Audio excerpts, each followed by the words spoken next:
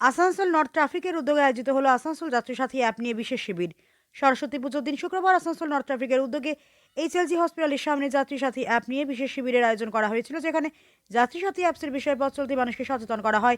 একই সাথে যে সকল যাত্রীসাথী অ্যাম্বুলেন্সের চালকরা সাধারণ মানুষের পরিষেবা প্রদান করে থাকে তাদের পুরস্কার দিয়ে সম্মানিত করা হয়।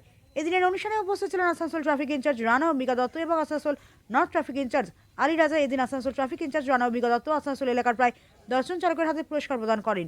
তিনি জানান যে এই সরকারি অ্যাপটির প্রচার, ব্যবহার বৃদ্ধি এবং চালক যাত্রী উভয়কে পরিষেবা উন্নত করার জন্য বিশেষভাবে আয়োজিত, যেখানে অ্যাপটির সুবিধা পুরস্কারপ্রাপ্তি আসানসোল সহ অন্যান্য অঞ্চলে এই সম্প্রসারণ নিয়ে আলোচনা ও বাস্তবায়ন করা হয়, যা মূলত পশ্চিমবঙ্গ সরকারের পরিবহন ও তথ্য প্রযুক্তি বিভাগের একটি উদ্যোগ। এই অনুষ্ঠানে যাত্রীসাথী চালকরা বিশেষভাবে খুশি প্রকাশ করেন।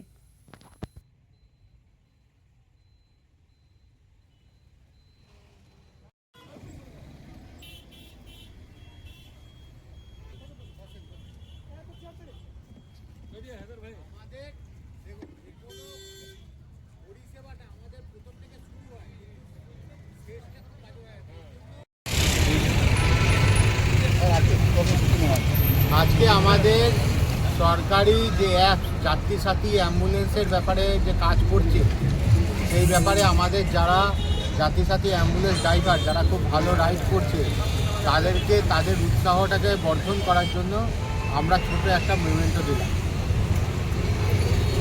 তো কতজনকে দিয়েছেন? আমরা টোটাল 10 জনকে এরকম মুভমেন্টও দিলাম। এই প্রোগ্রামের মেন উদ্দেশ্য, এই প্রোগ্রামের একমাত্র এই উদ্দেশ্য যাতে আমাদের যারা যাত্রীসাথী অ্যাম্বুলেন্স ড্রাইভার আছে তারা আজকে এই অ্যাপে উদ্বুদ্ধ হয়।